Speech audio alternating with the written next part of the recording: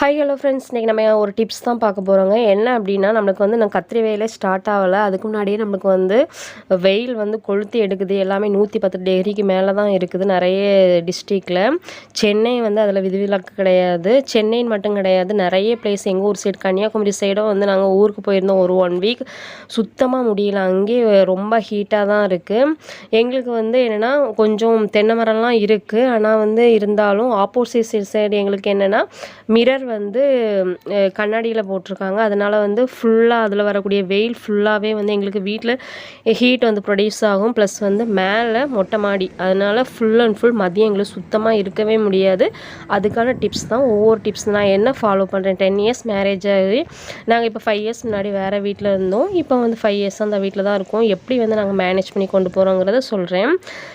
நான் என்ன பண்ணுவேன் அப்படின்னா, கொஞ்சம் தண்ணி வந்து நீங்கள் ஏதாவது ஒரு பாத்திரம் எடுத்துக்கோங்க. அதில் வந்து தண்ணி எடுத்துக்கிட்டு ஃப்ரீசரில் வச்சு எடுத்துக்கோங்க. நீங்கள் வந்து இதை மதியம் வச்சு எடுத்துக்கிட்டாலும் பரவாயில்ல.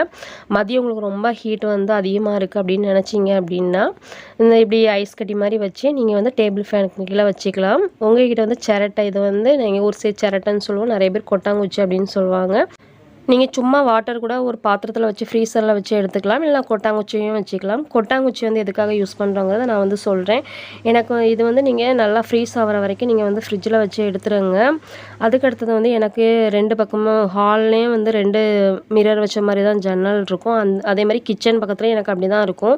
வெயில் காலத்தில் வந்து கொஞ்சம் காலையிலே நைட்டு கொஞ்சம் நல்லாயிருக்கும். ஆனால் மதியம் இருக்கவே முடியாது. அதனால் 2 பக்கமும் வந்து நான் ஸ்க்ரீன் போட்டிருக்கேன். நீங்கள் ஸ்க்ரீன் போட்டுக்கோங்க. நான் வந்து என்ன பெட்ஷீட் வச்சு கிளிப்பை வச்சு நான் அதில் போட்டேன். நல்லா ஃப்ரீஸ் ஆகிடுச்சு. இதே நீங்கள் என்ன பண்ணலாம் அப்படின்னா, மதியமும் உங்களுக்கு ரொம்ப ஹீட் இருக்குது அப்படின்னா, உங்களுக்கு வந்து ஹாலில் வைக்கணுமோ, நீங்கள் எங்கே தூங்குவீங்களோ அங்கே வச்சுட்டு கொஞ்சம் நீங்கள் டேபிள் ஃபேன் வந்து போட்டு விட்டுறலாம். கூலிங் வந்து நல்லா தான் இருக்குது. நான் ஒரு நாள் வந்து சிரட்டையை வச்சுட்டு அதுக்கு வந்து அது ஃப்ரீசரில் வச்சு அது ஒரு நாள் நான் வச்சு பார்த்தேன். இன்னொரு நாள் வந்து நார்மல் ஐஸ் கட்டியில் வந்து நான் வச்சு பார்த்தேன். 2மே கொஞ்சம் கூலிங்காக தான் இருக்குது. ஆனால் சிரட்டையில் வச்சது வந்து கொஞ்சம் கூலிங் வந்து நம்மளுக்கு கொஞ்சம் அது மெல்ட் ஆகிறது கொஞ்சம் லேட் ஆகுது. அதனால் இதையும் ட்ரை பண்ணி பாருங்கள். அடுத்தது என்ன பண்ணுவேன்னா, எனக்கு வாசலுக்கு பக்கத்துலேயே வந்து கொஞ்சமாக தான் அதில் ப்ளேஸ் இருக்கும். அதில் என்ன பண்ணிவிடுவேன்னா, மதியமும் ஈவினிங்கும் வந்து என்ன பண்ணுவேன்னா, தண்ணி ஊற்றி விட்டுருவேன் அந்த ப்ளேஸில்.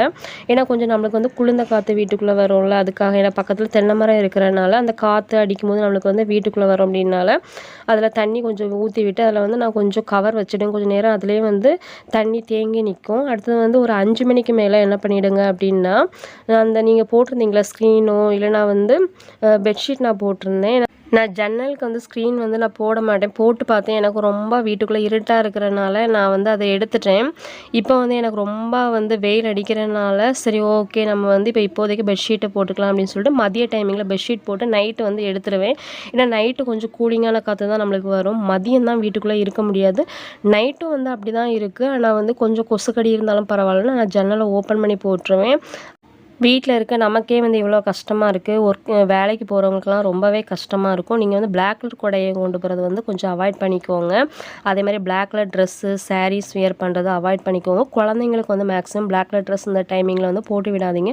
மழை காலத்துக்கு தான் வந்து பிளாக் கலர் கொடை வந்து பெஸ்ட்டு. ஆனால் வந்து இப்போதைக்கு அதை வந்து யூஸ் பண்ணாதீங்க. அதே மாதிரி நல்லா வாட்டர், மோர், ஜூஸ் வந்து நீங்களாக வந்து ரெடி பண்ணி பசங்களுக்கு கொடுங்க. வெளியில் இருக்கிறத வந்து வாங்கி கொடுக்காதீங்க. இளநீ நல்லா குடிக்கலாம். இளநீ இந்த டைமிங்கில் வந்து நம்மளுக்கு ரொம்பவே நல்லது. இளநீர் குடிச்சிக்கலாம். க்ரீன் கலர் இளநியோ இல்லைனா வந்து ரெட் கலர் இளநியோ வந்து நீங்கள் எடுத்துக்கலாம். அதே மாதிரி வாட்டர் வந்து மஸ்ட்டுங்க. கண்டிப்பாக நீங்கள் வந்து வாட்டர் அப்பப்போ குடிக்கணும். உங்களுக்கு வந்து பக்கத்துலேயே வாட்டர் வச்சுக்கோங்க. பசங்களுக்கும் நான் வந்து நல்லா வாட்டர் குடிக்க சொல்லுங்கள். ஏன்னா நம்மளுக்கு இந்த டைமிங்கில் தான் வந்து நீர்க்கடுப்பு ப்ராப்ளம்லாம் அதிகமாக வரும். அதே மாதிரி நைட்டு நீங்கள் தூங்கினதுக்கப்புறம் கூட நீங்கள் இடையில எந்திரிச்சோம் வந்து தண்ணி குடிக்கிறது ரொம்பவே வந்து நல்லது. இந்த வெயில் காலத்தில் வந்து நான் அக்னி நட்சத்திரமே நான் ஸ்டார்ட் ஆகவே இல்லை. ஆனால் வெயில் வந்து பாடாப்படுத்தி எடுக்குது. அதே மாதிரி நீங்கள் வந்து மொட்டை மாடியில் இருந்தீங்க அப்படின்னா கண்டிப்பாக வந்து உங்கள் ரூமுக்கு கீழே நீங்கள் எந்த ரூமில் படுப்பீங்களோ அதுக்கு நேராக வந்து மேட்டோ இல்லைனா வந்து சாக்குன்னு சொல்லுவாங்கள்ல, சாக்கோ போட்டு நல்லா வந்து ஈரமாக ஆக்கி விட்டுருங்க. ஏன்னா நம்ம மதிய டைமிங்கில் தண்ணி ஊற்றி விட்டோன்னா இன்னும் நம்மளுக்கு சூட்டை தான் கிளப்பி விடும். அதனால் ஒரு ஈவினிங் டைமுக்கு மேலே போய் நீங்கள் மாடியில் நல்லா தண்ணி ஊற்றி விட்டு நீங்கள் யூஸ் பண்ணாத மேட்டோ இல்லைனா ஏதாவது கொஞ்சம் ஸ்ட்ராங்கான இது வந்து நீங்கள் போட்டு சாக்கெல்லாம் போட்டு நல்லா தண்ணி ஊற்றி விடுங்க. கொஞ்சம் அதில் உள்ள கூலிங் வந்து உங்களுக்கு வந்து வீட்டுக்குள்ளே இறங்கும். இப்படி தான் நான் வந்து 10 இயர்ஸ் நான் வந்து ஏசி போடாமல் அப்படியே ஃபாலோ பண்ணிகிட்டே இருக்கோம். நீங்களும் வந்து இதை கண்டிப்பாக ட்ரை பண்ணி பாருங்கள். இது உங்களுக்கு யூஸ்ஃபுல்லாக இருக்கும். ஏன்னா எல்லாராலையும் ஏசி வாங்க முடியாதுல்ல, அதனால நம்ம வந்து இதை ஃபாலோ பண்ணால் வெயில்லேருந்து நம்மளை பாதுகாக்கலாம். அதே மாதிரி நீங்கள் போடக்கூடிய பெட்ஷீட் வந்து ஜன்னலில் போட்டிருந்தோம் நீங்கள் வந்து கொஞ்சம் ஈரமாக நீங்கள் வந்து நல்லா ஈரப்பதப்படுத்திட்டு நீங்கள் வந்து ஜன்னலில் போட்டுக்கலாம். அதே மாதிரி நைட்டு தூங்கும்போது வந்து நீங்கள் ஈரமாக நல்லா இருக்கக்கூடிய பெட்ஷீட் வந்து போடலாம். அது வந்து நம்மளுக்கு ஒரு மாதிரி புழுங்கி ஸ்மெல் வரும், ஈரவாடை வரும்.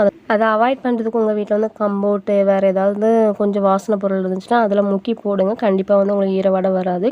அதே மாதிரி நீங்கள் தூங்க போகிறதுக்கு முன்னாடி நீங்கள் ஹாலில் தூங்கினாலோ இல்லைனா வந்து பெட்ரூமில் தூங்கினாலோ நீங்கள் என்ன பண்ணுங்கன்னா, நல்லா கொஞ்சம் கோல்டு வாட்டர், நல்லா கூலிங்கான வாட்டரை வச்சு மாப்பு போட்டு லைட்டாக வந்து நீங்கள் வந்து அந்த இடத்த தொடச்சி விட்டுட்டு நீங்கள் வந்து மேக்ஸிமம் இந்த டைமிங்கில் வந்து பெட்டை தூங்குறத அவாய்ட் பண்ணுங்கள். பெட்டே கொஞ்சம் ஹீட்டானது தான்.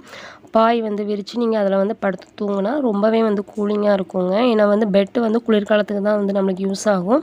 அது கொஞ்சம் ஹீட் ப்ரொடியூஸ் ஆகும். அதனால் நீங்கள் வந்து நல்லா தொடச்சிட்டு கோல்டு வாட்டரில் தொடச்சிட்டு பாய் போட்டு விரித்து படுத்திங்கன்னா ரொம்பவே வந்து கூலிங்காக இருக்கும். இதையும் கண்டிப்பாக ட்ரை பண்ணி பாருங்கள் ஃப்ரெண்ட்ஸ். அதே மாதிரி இன்னொன்று ஃபாலோ பண்ணுவேங்க. என்னென்னா, நம்ம வந்து டேபிள் ஃபேனுக்கு கீழே இப்போ வந்து நான் ஐஸ் கட்டியில் வச்சு அந்த பாத்திரத்தை வச்சுருந்தேன்ல, அது பக்கத்துலேயே வந்து நம்ம துணி துவைக்கிறதுக்காக நிறைய பேர் அலுமினியம் வட்டம் வச்சுருப்பாங்க. அதில் தண்ணியை ஊற்றி அதையும் வந்து நான் வந்து வைப்பேன். கொஞ்சம் நம்மளுக்கு வந்து நைட்டு ஃபேன் காற்று அடிக்கும்போது நம்ம அந்த தண்ணி வந்து அலுமினிய பாத்திரத்தில் உள்ள தண்ணி எப்போவுமே வந்து நல்லா சீக்கிரமே கூலிங் ஆகிடும். இதே நான் ட்ரை பண்ணி பார்ப்பேன். கண்டிப்பாக இதில் உள்ள டிப்ஸ் எல்லாமே நீங்கள் கண்டிப்பாக ஃபாலோ பண்ணி போய் பாருங்க. உங்கள் வீடு வந்து நல்லா கூலிங்காக இருக்கும். இதில் நீங்கள் வந்து நிறைய பேர் ட்ரை பண்ணுவீங்க. ஒரு சில டிப்ஸ் வந்து உங்களுக்கு வந்து நீங்கள் ஃபாலோ பண்ணாமல் இருப்பீங்க. கண்டிப்பாக நீங்கள் இதெல்லாம் வந்து ட்ரை பண்ணி பாருங்கள். ஏன்னா எல்லார் வீட்லேயுமே வந்து நம்ம ஏசி வாங்கக்கூடிய நிலமையில இருக்காது. அதனால தான் சொல்கிறேன். நான் 10 இயர்ஸாக இதான் ஃபாலோ பண்ணுறேன். இந்த வீடியோ கண்டிப்பாக உங்களுக்கு யூஸ்ஃபுல்லாக இருக்கும்னு நினைக்கிறேன். நெக்ஸ்ட் வீடியோவில் உங்களை மீட் பண்ணுறேன். அது வரைக்கும் பாய் பாய் ஃப்ரெண்ட்ஸ்.